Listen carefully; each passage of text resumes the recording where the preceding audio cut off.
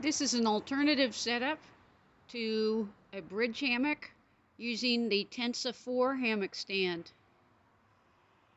What we've got over here are two Tensa4 struts that are only partially extended.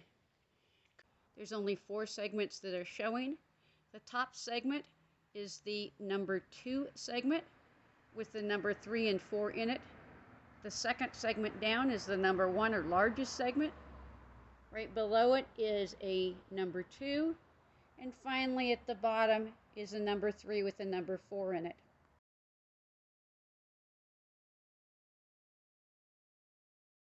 You don't need it any longer than that. You can make the stand taller by putting the triangle further upright.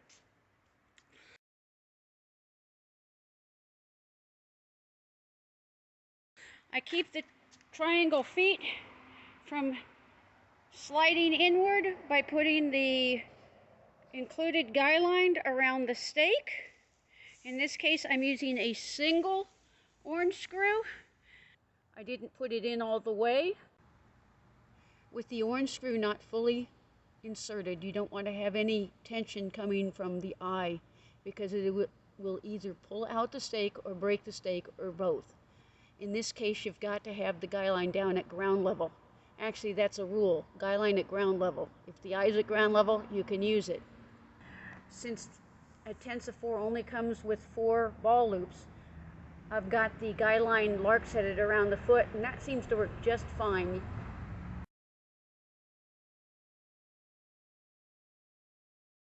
The guy lines are attached to the struts with a ball loop, and over there with a ball loop, and they come through the holes in the orange screw, and I've just toggled them with this. It's just an easy way to do it. By having this dog bone here, if the thing moves, the anchors stay with equal tension on them. That's a good use of one of the 2 carabiners you get. And then finally, and it's not required, but it is helpful for setup, I have put an Amseal ridgeline on.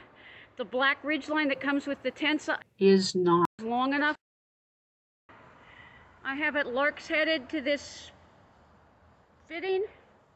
Comes here, and since it's hard to larks head twice, I'm using the second carabiner here.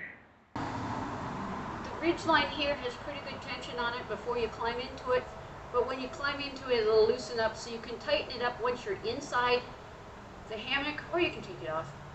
It depends on what you want to do. I'll show you how I do that. See how saggy it got? We'll fix that. Pull it up tight, milk the berry out. Pull it up tight again, milk the berry out. That's very important.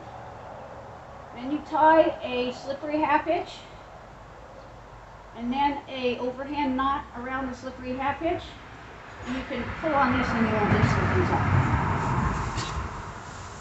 Okay, now we're going to add the tarp extensions to it.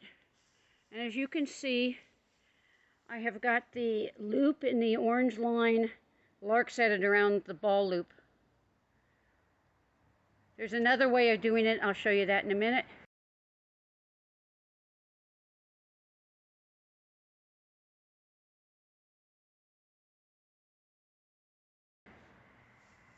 I've got the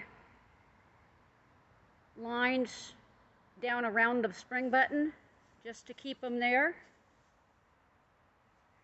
Then you can adjust the tension on these so that the pole swings either that way or that way, depending on what you do with it.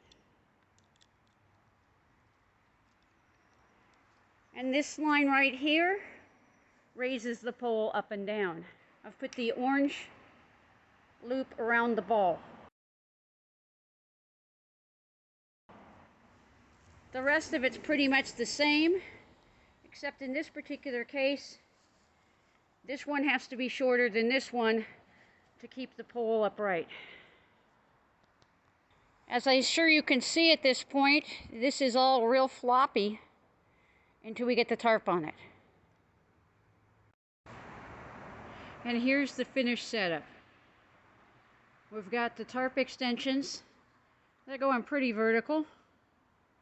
because my tarp is not quite long enough to go from end to end on this one, although it's way too long for my gathered end.